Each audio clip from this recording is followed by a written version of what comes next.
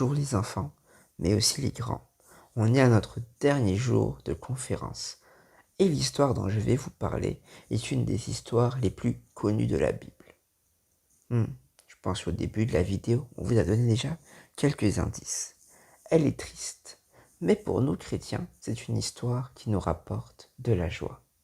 Je suis sûr que vous pouvez deviner de quelle histoire il s'agit. Petit indice, on en parle dans les évangiles. Ah, mais peut-être aussi dans l'Ancien Testament, comme dans le livre d'Ésaïe. Je vous propose de regarder ces saintes images pour tenter de deviner de quelle histoire il s'agit.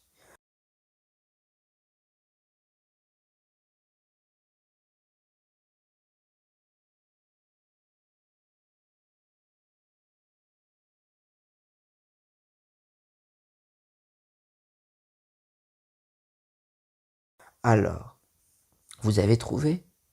Je pense que oui. Après tout, c'est une histoire que l'on connaît tous. Et en plus, dans toute la Bible, on en parle. Alors, essayons de nous rappeler des moments importants de cette histoire. La mort et la résurrection de Jésus. Pour commencer, je propose de remettre en ordre les différents événements suivants. L'arrestation de Jésus. Jésus est crucifié. Jésus est ressuscité. Jugement de Jésus par les prêtres. Devant Pilate et Hérode. Jésus mis dans le tombeau. Alors les enfants, avez-vous réussi à mettre ces différents événements dans l'ordre? Faisons-le ensemble. En premier, on a l'arrestation de Jésus, que l'on peut lire dans Luc 22, au verset 47 à 54. Ensuite, Jésus est jugé par les sacrificateurs, nous dit Luc 22, au verset 66 à 71. Ensuite, le chapitre 23 de Luc nous parle des échanges entre Hérode et Pilate, avant que celui-ci finisse par le choix de la foule de condamner Jésus à la crucifixion. Jésus sera alors crucifié, puis enseveli. Enfin, dans le chapitre 24, on nous annonce que Jésus est ressuscité. Jésus est une personne incroyable et il a vécu beaucoup d'aventures. Mais si cette histoire nous a marqué beaucoup plus, c'est parce qu'elle parle de son sacrifice pour racheter nos péchés et nous donner la possibilité d'avoir la vie éternelle. N'est-ce pas là une belle histoire, celle d'un Dieu qui a tant aimé le monde qu'il a donné son Fils unique, afin que quiconque croit en lui ne périsse point, mais qu'il ait la vie éternelle. Alors que Jésus même était encore sur la croix, il arrivait tout de même à ramener des gens vers lui. Qu'est-ce que l'on pourrait faire pour terminer cette petite participation? Ici, l'on faisait un petit quiz. Est-ce que vous vous sentez prêt? Attendez, ça serait trop facile pour vous. Après tout, vous êtes forts. Alors les enfants, sans l'aide de vos parents, il faudra que vous répondez aux questions suivantes. Mais attention, je ne veux pas que la réponse, je veux aussi que vous me trouvez dans quel verset de la Bible on en parle. Je vous ai laissé quelques petits indices dans cette vidéo. Commençons par une question facile. Qui est le disciple de Jésus qui l'a renié 3 fois? C'est très simple. Alors, qui sont les premières personnes à avoir su pour la résurrection de Jésus? Qui a pris le corps de Jésus et l'a enterré après que celui-ci soit mort? Pour terminer, je vous proposerai d'essayer de trouver quelque part dans la Bible, à part dans le Nouveau Testament, où on nous parlerait peut-être de la mort et la résurrection de Jésus. Alors, vous avez trouvé? J'ai fait exprès de ne laisser aucune référence. C'est à vous de me les trouver. Vous me les montrerez la prochaine fois qu'on se verra. Je compte sur vous les enfants. Et au revoir. Au revoir aussi les parents. La mort et la résurrection de Jésus. On appelle passion du Christ les souffrances et la mort que Jésus a subies. Nous pouvons le lire dans l'évangile de Matthieu au chapitre 27 et 28, mais également dans celui de Marc. La raison à cela est que les chefs religieux n'aimaient pas ce que Jésus disait au sujet de lui-même. Marc 14, versets 61 à 64. Le souverain sacrificateur l'interrogea de nouveau et lui dit : « Es-tu le Christ, le Fils du Dieu béni ? Jésus répondit : « Je le suis. Et vous verrez le Fils de l'homme assis à la droite de la puissance de Dieu et venant sur les nuées du ciel. » Alors le souverain sacrificateur déchira ses vêtements et dit : « Qu'avons-nous encore besoin de témoins ? Vous avez entendu le blasphème. Que vous en semble ? Tous le condamnèrent comme méritant la mort. » Étant placés sous juridiction romaine, les Juifs n'avaient pas le pouvoir de mettre à mort Jésus. C'est pourquoi ils allèrent trouver le responsable de Jérusalem, le procurateur romain Ponce Pilate. Mais Pilate vit le caractère non politique et inoffensif des propos de Jésus et le déclara innocent. Il voulut le libérer. Alors, les chefs religieux firent pression sur lui en le menaçant d'en parler à César. Mais Pilate demanda que soit relâché à sa place un autre condamné et ils obtinrent ainsi la crucifixion du Christ. Jésus-Christ fut supplicié et mourut un vendredi. Il avait 33 ans environ. C'était vers l'an 29 à 30 de notre ère. Il fut mis dans un tombeau juif avant que ne commence la fête par son ami Joseph d'Arimathie. Un tombeau juif est une grotte que l'on enferme par une énorme pierre ronde que l'on fait rouler devant son entrée. Cependant, le matin du dimanche, son corps avait disparu.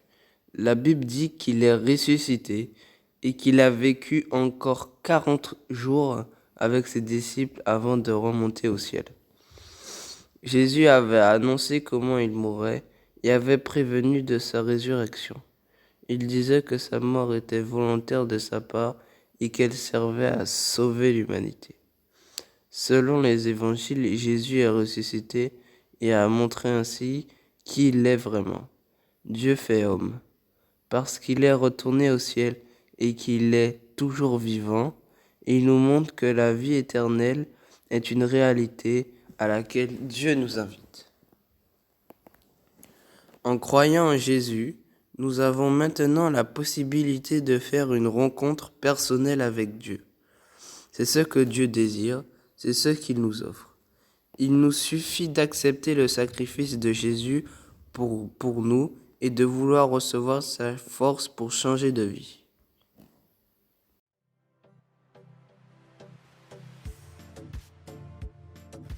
Le sacrifice de Jésus. Ça, c'est Jésus. Jésus est le Fils de Dieu et le Sauveur du monde. Pendant que Jésus était sur terre, il enseignait à tous à propos de l'amour de Dieu. Il guérit beaucoup de gens de leur maladie, fit beaucoup de miracles, comme calmer une tempête, et même ressusciter des morts. Les chefs juifs n'aimaient pas ce que Jésus faisait, et que les gens disaient qu'il était le Fils de Dieu. Alors ils ont conçu un plan pour se débarrasser de lui une fois pour toutes. Judas, un des disciples de Jésus, fut d'accord de trahir Jésus et de le leur donner pour de l'argent. Jésus était dans un jardin pour prier et Judas montra aux hommes où était Jésus.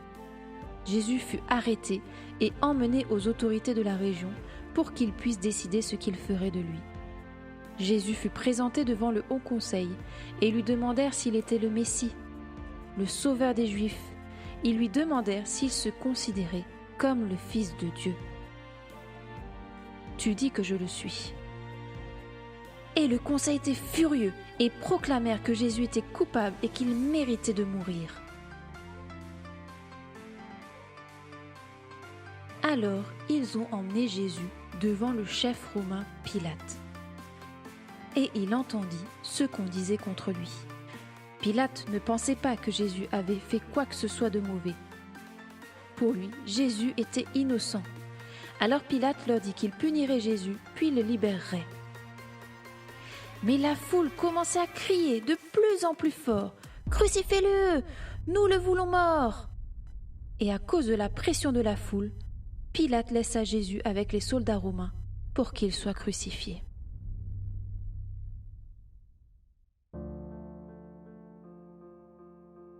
Jésus fut blessé, on lui crachait dessus.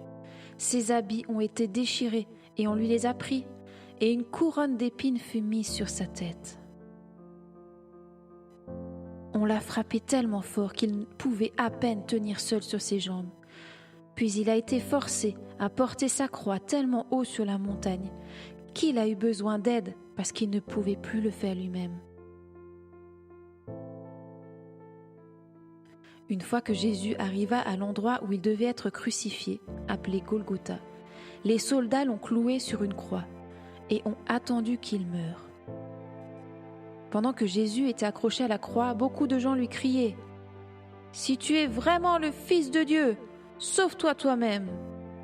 Mais Jésus savait qu'il devait mourir pour pardonner aux gens leurs fautes. À midi, l'obscurité tomba sur toute la région. 3 heures plus tard, Jésus prit son dernier souffle et mourut. À ce moment précis, le rideau au temple qui séparait les prêtres du lieu saint de Dieu s'est déchiré. Un soldat qui avait vu la mort de Jésus dit « Cet homme était vraiment le Fils de Dieu ?» Puis un homme droit appelé Joseph vint et prit le corps de Jésus pour le mettre dans une tombe. 3 jours passèrent en ayant l'impression qu'il n'y avait plus d'espoir.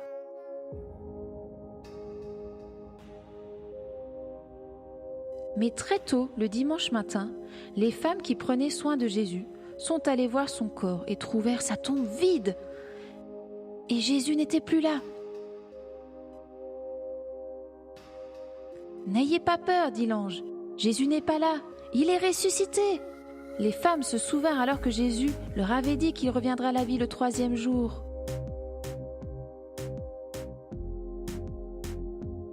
Elles coururent dire aux disciples ce qu'elles avaient vu et entendu. Puis, pendant les 40 jours qui suivirent, Jésus apparut à ses disciples et à beaucoup d'autres et leur montrèrent qu'il était vivant et bien portant. Il leur apprit que ce qu'il a fait était le seul moyen pour eux d'être pardonnés et d'être avec Dieu pour toujours. Car Dieu a tellement aimé le monde qu'il a donné son Fils unique afin que celui qui croit en lui ne périsse point, mais ait la vie éternelle.